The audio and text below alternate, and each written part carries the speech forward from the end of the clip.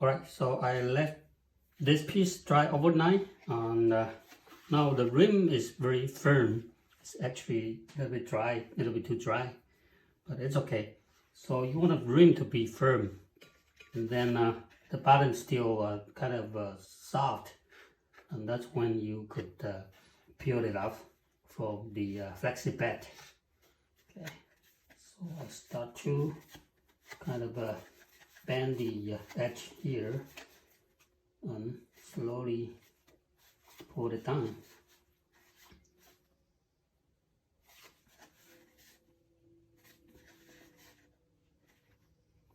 Alright, so now you can see the bottom. It's something like this. There's no way this part will be smooth because they were using laser cut, so that they will have a little bit of a texture here on the pattern. Okay, so that's how you release that. If you have a little bit of residual powder of a clay there, it should be easy to come off.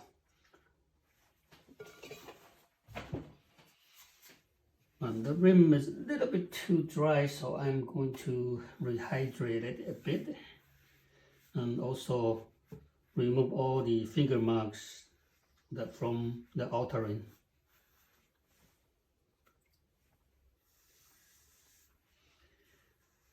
And mine is porcelain, so I could use a sponge to do that.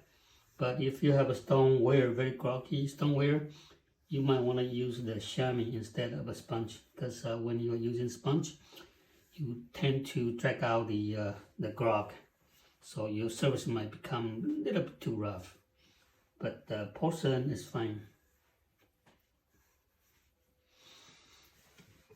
Okay, and then I'm going to turn it upside down and just trim the foot, because this part here, I told you that I stretch it very thin, so, and also it's not easy to trim since this part has been altered. But from this point to the foot, I could remove more clay. And I tend to leave this part here a little bit wider, so I could adjust it when I'm trimming. And this has been altered, so it's a little bit not even. So I'm going to put a little bit of a clay underneath to hold it.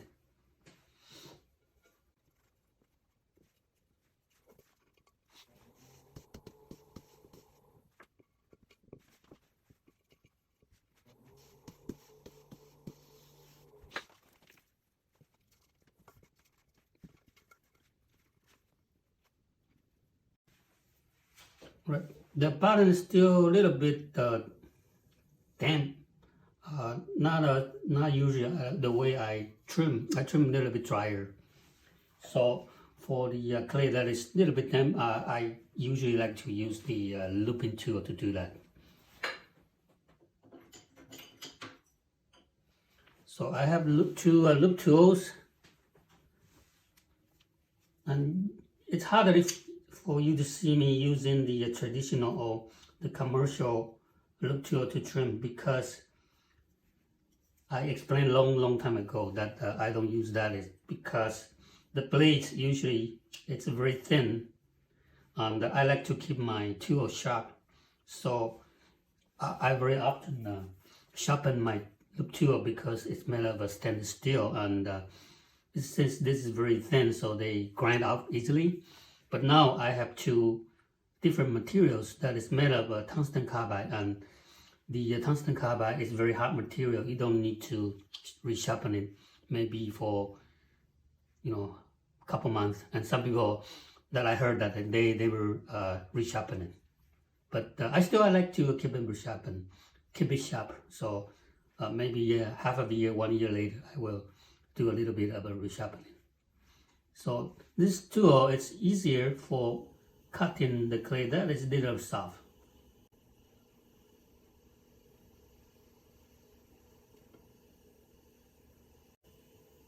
So this is one of the pear shape.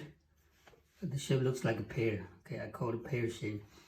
And the other one is the square shape. This part here is more square, so I call it square shape. This one is a little bit smaller, so I put it on a smaller handle. This one is bigger, so it's with a larger, bigger handle to hold it. So I will use the small one to do the trimming.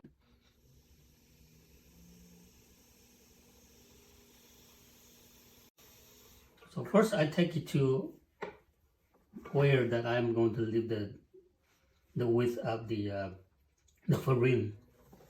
So I trim it all the way here. And then I can remove the rest of the clay.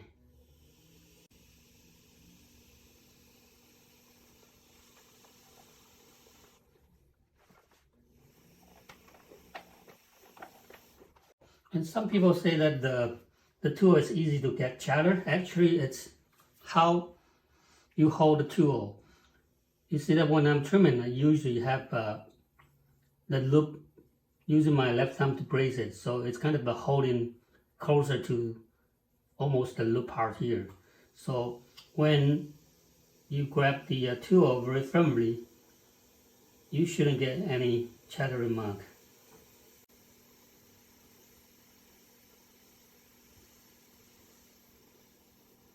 And if you find out the clay is sticky to the tool, meaning the clay is a little bit too soft.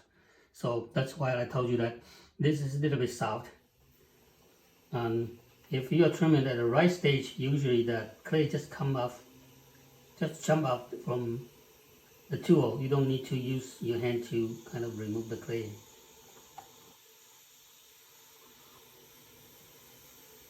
And let's see here, the very bottom part here is a little bit drier. This part here is still wet.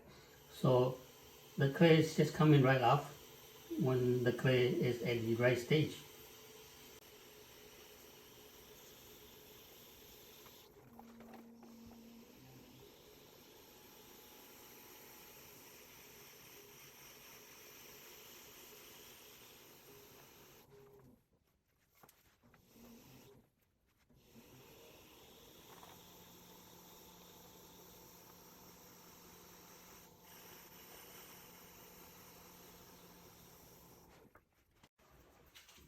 Right, I think I got to the right thickness. Now I'm just going to finish up the foot, the side of the foot.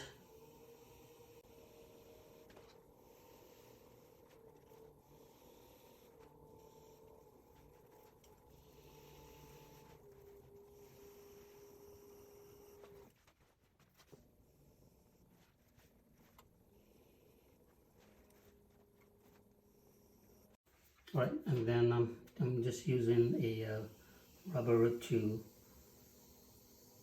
burnish it a little bit.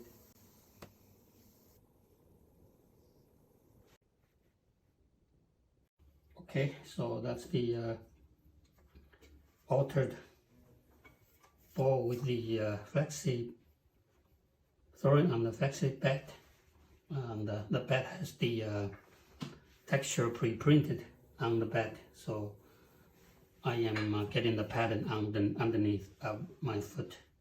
So that's how they look like. So usually I don't leave the foot this with the pattern, so I trim it off. But it's a fun project to try it. Okay, so this will be my last demonstration using the Flexi Bat. Right. Hope this helped, and see you next time.